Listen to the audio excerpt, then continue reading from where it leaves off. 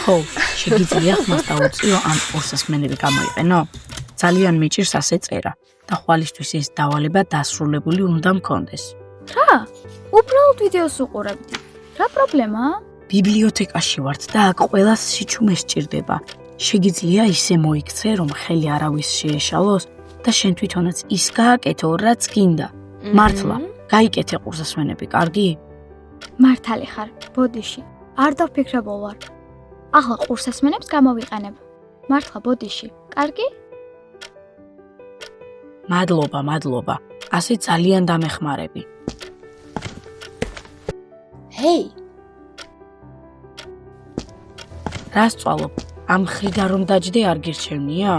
პროექტზე გვაქვს სამუშაო დღეს და ნინიც მოდის ეტლით.